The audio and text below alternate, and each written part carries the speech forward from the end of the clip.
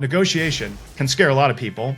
My number one tip for you, near-term needs and long-term needs can be quite different. What is the reputation of the vendor? Have you done your research there? Let's talk about evaluating vendors and negotiating pricing. And it seems early to be thinking about this. Why are we even talking about software vendors now? We haven't created anything. We may have not hired a team leader or manager yet. No, this is a really important moment in time where we start thinking about our technology stack of platforms and tools that we're going to want to help us build out our program. There's many of these kind of tools, the number one being your learning management system.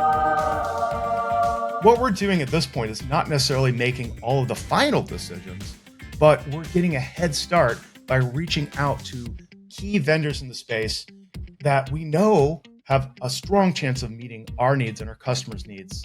There's two parts here. One is the evaluation part. All the different kinds of vendors, make a short list of vendors that I know have a good shot at solving my needs. I would go out and list those numbers of vendors after I've done some research on the internet. I've talked to my peers. I'm thinking about matching those vendors to the needs I have, but I also want to think a lot more strategically in this time. Near-term needs and long-term needs can be quite different. Let's say, hey, my company grew and my customer base doubled, tripled, 10x'd. Things like number of users matters. So if that goes up, I'm paying more, right? So think about that first. Make a short list. Think about the vendors that meet your needs the best and move on to pricing. Negotiation can scare a lot of people.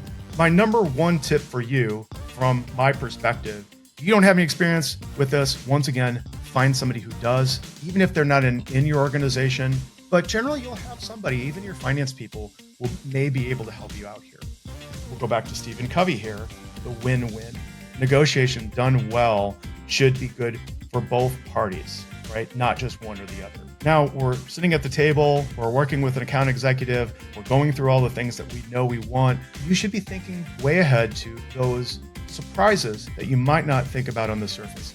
Are there levels as I grow that are going to translate to different cost or expense? Extra fees and for things like integrations comes up too. If I want to connect, say, to Salesforce, those things necessarily take time and energy, and someone's going to pay for that. What if something is lacking on the product, but I want that platform? Can I hire professional or managed services to help me? I get extra support because I don't have a large team. Now let's talk about the other things. What is the reputation of the vendor? Have you done your research there? What does their support look like for you? Can I call and expect a response in a couple hours? What are our service level agreements involved in that? There's a lot to think about. What I urge you to do is sit down and talk with your organization's leadership. Make sure that you reconcile what choices you're going to make with your company's goal.